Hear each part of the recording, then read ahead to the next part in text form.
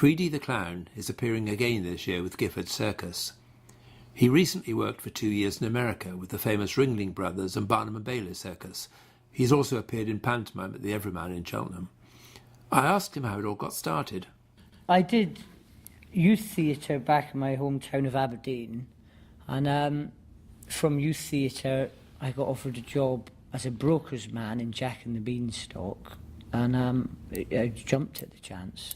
So how old were you then? You must have been quite very young for a broker's man. Yeah, well, yeah, I was 17. Because you know what, traditionally broker's men are a variety act, don't they? And they do their, spots halfway through the second half or something, yeah. Yeah. Morecambe and Wise were always a broker's men. Well, I mean, I did do some circus skills back then with the other broker's man, so I suppose we were the nearest thing to a spesh act, if you like. Did you do a spesh at that time? We did some juggling together, yeah. And bits of acrobatics.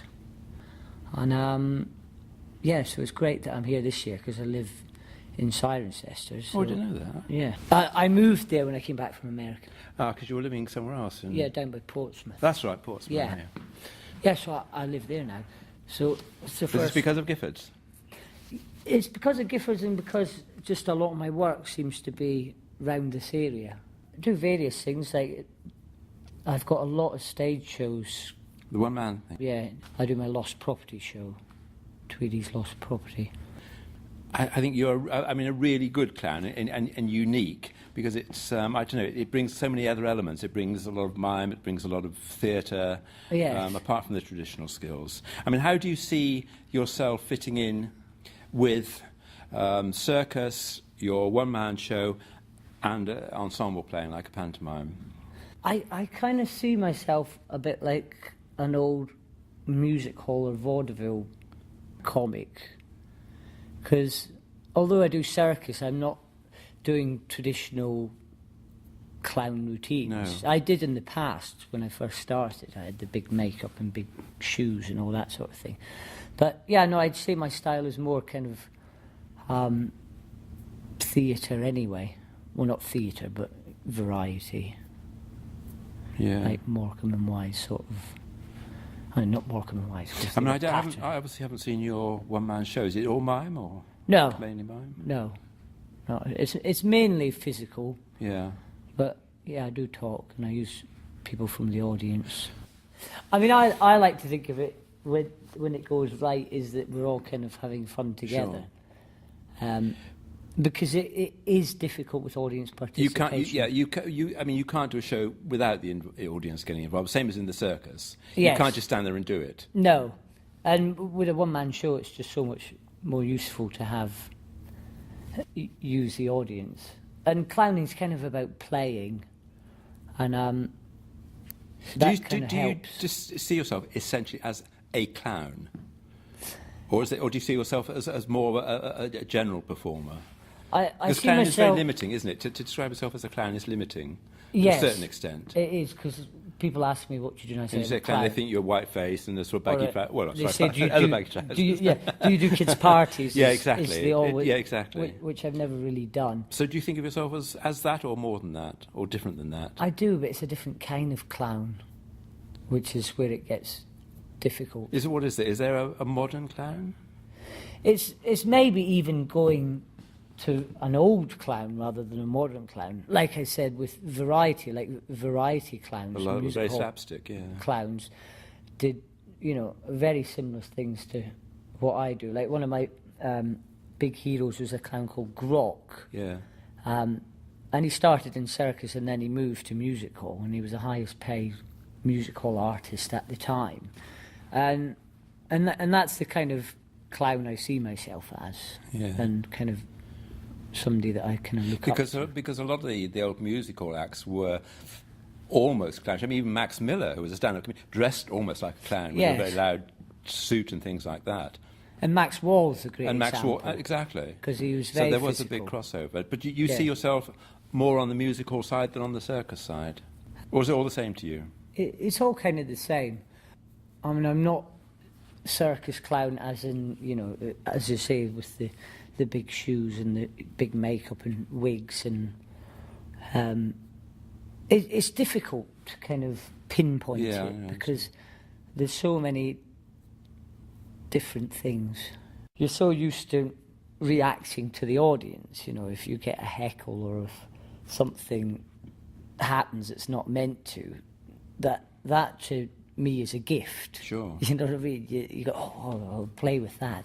So how did America go? It went very well. It was a fantastic experience. But How long were you there for? 2 years. 2 years? Yeah, 90 cities over 2 years. Yeah, one of the best bits was you live and travel by train. Mm. And I mean, And go long distances, not 5 miles like with yes. Giffords. Yeah, I mean, some of the long train runs were 3 days you were on the train for. And it's the whole circus, the elephants and the lions? Yes, yeah, everything. It's over a mile long, this train. And, yeah, no, it was fantastic. With flags waving and all that stuff. Yeah, well, all the side of it's painted and everyone gets all excited when the train goes past. And you have like a vestibule bit that you can stand outside and watch it all go by. You know, we went up through the Rockies and down along the coast and into the desert in Vegas. And, yeah, so all that was amazing. But I didn't really like the show. Why not? Too big.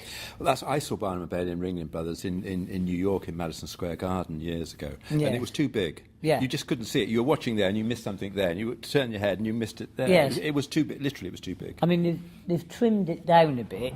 Is this 3 ring? No, they only use the rings for the animals now. So you've just kind of got this mass performance space of the arena floor. And, yeah, no, it's just very difficult to kind of know. And how many seater players? These just 2,000 or 3,000 were they? Some of them. No, like 10,000. I mean, we did Madison Square Garden. So how do you play to 10,000? How do you reach the guys at the back row?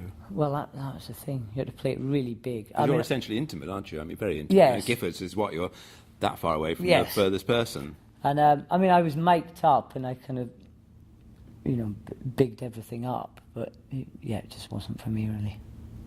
But an experience, nevertheless. Yeah, no, it was fantastic. It looks good on the CV. Yeah, in America, definitely. And everyone knows of it over there. So, but yeah, no, it was great. It must have been a really big contrast coming back to Giffords after that. Yeah, no, I was very excited to get back and play small again. You like Giffords? Yeah, very much so. What do you like about it? The fact that it's so small and intimate? The intimacy of it.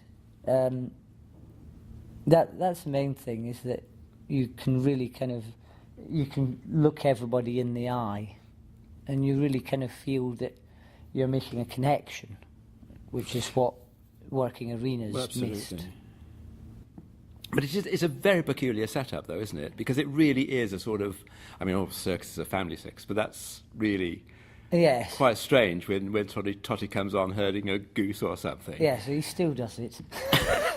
Every year without fail. But he does it so sullenly. I mean, as though he sort of wandered in by mistake. Yes. Well, sometimes the children run in with him now as well, so that kind of changes it. But yeah, no, it is very good to perform in as a clown.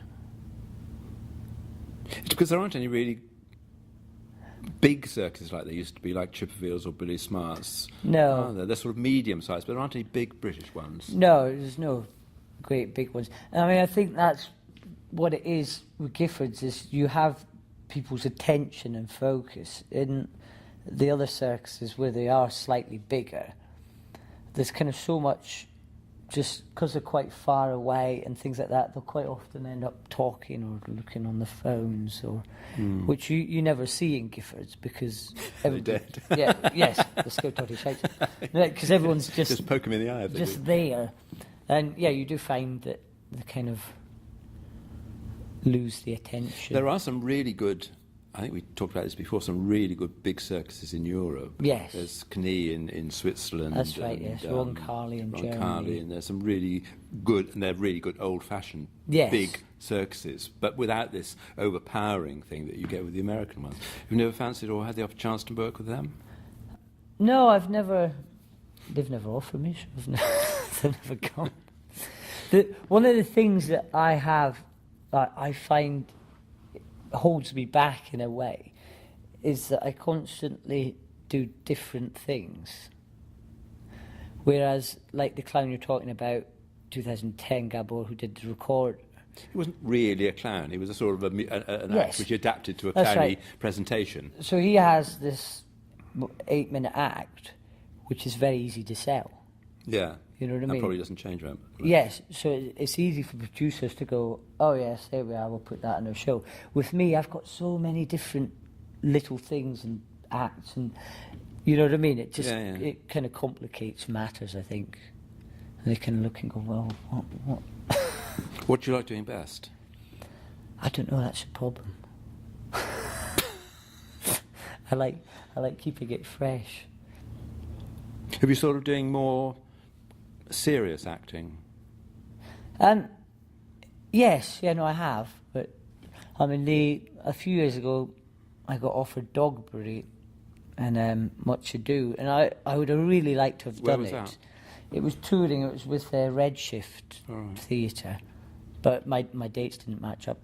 I did end up directing some of the comedy in it because he wanted Dogberry essentially to be a clown because. Well, there's a lot of opportunity for clowns in Shakespeare. Yes, and because a lot of it was aimed at young people, really, this production. So to get over the kind of fact that they're not going to find the written word funny, he thought, well, if we put lots of physical bits in. But yeah, no, and like Beckett's stuff, I'd like to I do would have thought at some that. point. I mean, I have this sort of theory that generally comedians make good actors, and I think it's essentially timing that does it. Yeah. And they have there's this whole cliche about pathos, which comedians very often have and are very convincing doing. I think you'd be very good in Beckett. I think you'd be. Yeah, no, that's something I would certainly like to do. Shakespeare clowns. Yes.